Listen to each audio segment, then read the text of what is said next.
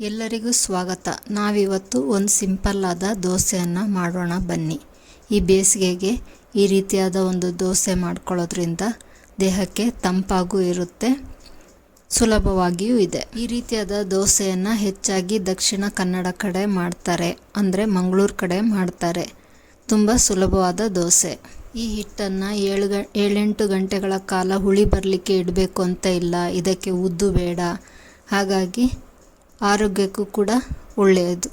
ಇದನ್ನು ನೀವು ಕೆಂಪು ಚಟ್ನಿ ಜೊತೆಗಾರು ತಿನ್ಬೋದು, ಇಲ್ಲ ಕಾಯಿ ಚಟ್ನಿ ಜೊತೆಗಾರು ತಿನ್ಬೋದು. ಎರಡು ಇದಕ್ಕೆ ಮ್ಯಾಚ್ ಆಗುತ್ತೆ. ಇದನ್ನು ಮಾಡಲಿಕ್ಕೆ ಬೇಕಾದಂಥ ಪದಾರ್ಥಗಳನ್ನು ನೋಡೋಣ ಬನ್ನಿ.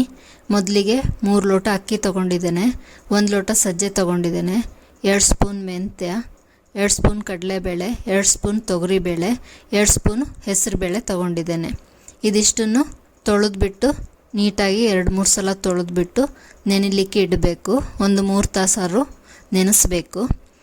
ನೋಡಿ, ಮಂಗಳೂರಿನವರು ಸಜ್ಜೆನ ತಗೊಳ್ಳೋದಿಲ್ಲ.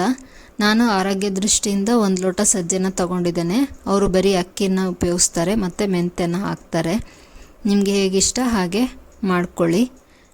ನಿಮಗೆ ದೋಸೆ ಇನ್ನೂ ಸಾಫ್ಟಾಗಿ ಬೇಕು ಅಂತಂದರೆ 1 ಹಿಡಿಯಷ್ಟು ಅವಲಕ್ಕಿನೂ ಹಾಕ್ಬೋದು. ಇದಕ್ಕೆ ಹಾಕಿದರೆ ಸ್ವಲ್ಪ ಸಾಫ್ಟಾಗಿ ಬರುತ್ತೆ.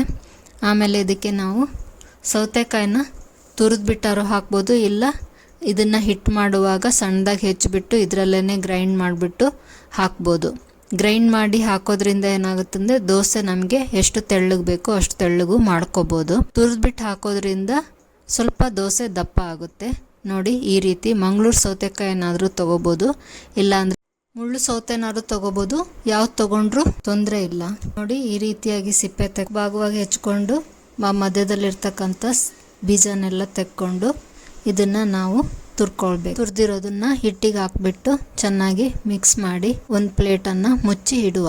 ಇದನ್ನು 2 ತಾಸವರೆಗೂ ಮುಚ್ಚಿ ಇಡಿ, ನಂತರದಲ್ಲಿ ದೋಸೆ ಮಾಡ್ಕೋಬೋದು. ಈಗ 2 ತಾಸಾಯಿತು, ದೋಸೆ ಮಾಡೋಣ ಬನ್ನಿ.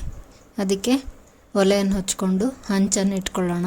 ಹಂಚು ಕಾದ ನಂತರ ಎಣ್ಣೆನಾರು ತುಪ್ಪನಾರು ಸ್ವಲ್ಪ ಹಾಕ್ಬಿಟ್ಟು ಅದನ್ನು ಸ್ಪ್ರೆಡ್ ಮಾಡ್ಕೊಳ್ಳಿ. ಈಗ ದೋಸೆ ಮಾಡೋಣ ಬನ್ನಿ. 1 ಸ್ಪೂನ್ ಹಿಟ್ಟನ್ನು ಹಾಕಿ ನೀಟಾಗಿ ಸ್ಪ್ರೆಡ್ ಮಾಡ್ಕೊಳ್ಳಿ.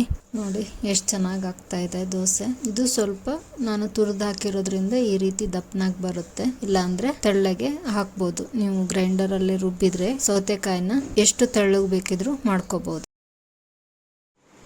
ಇದಕ್ಕೆ ತುಪ್ಪವನ್ನು ಹಾಕಿಬಿಟ್ಟು ಮುಚ್ಚಿಡುವ ಬೇಯಲಿಕ್ಕೆ.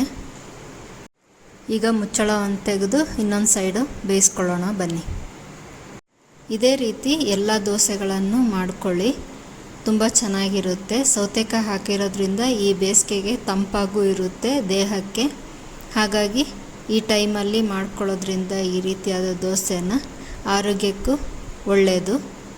ಈ ವಿಡಿಯೋ ನಿಮಗೇನಾದ್ರು ಇಷ್ಟ ಆಗಿದ್ದರೆ ದಯವಿಟ್ಟು ನನ್ನ ಚಾನಲ್ನ ಸಬ್ಸ್ಕ್ರೈಬ್ ಮಾಡ್ಕೊಳ್ಳಿ. ಹಾಗೆ ಒಂದು ಬೆಲ್ ಐಕಾನ್ನ ಒತ್ತಿ, ನನ್ನೆಲ್ಲ ವಿಡಿಯೋಗಳ ನೋಟಿಫಿಕೇಷನ್ ನಿಮಗೆ ಬರುತ್ತೆ. ಹಾಗೆ ಒಂದು ಲೈಕನ್ನು ಕೊಡಿ, ನಿಮ್ಮ ಫ್ರೆಂಡ್ಸ್ ಆ್ಯಂಡ್ ಫ್ಯಾಮಿಲಿಗೆ ಶೇರ್ ಮಾಡಿ. ಈ ವಿಡಿಯೋವನ್ನು ನೋಡಿದ್ದಕ್ಕಾಗಿ ಧನ್ಯವಾದಗಳು. ನನ್ನ ಇತರೆ ವಿಡಿಯೋಗಳನ್ನು ಸ್ಕ್ರೀನ್ ಮೇಲೆ ಶೇರ್ ಮಾಡಿದ್ದೇನೆ, ಅದನ್ನು ಕೂಡ ನೋಡಿ ನಿಮ್ಮ ಅಭಿಪ್ರಾಯವನ್ನು ಕಮೆಂಟಲ್ಲಿ ತಿಳಿಸಿ. See you in next video. Until then, bye bye.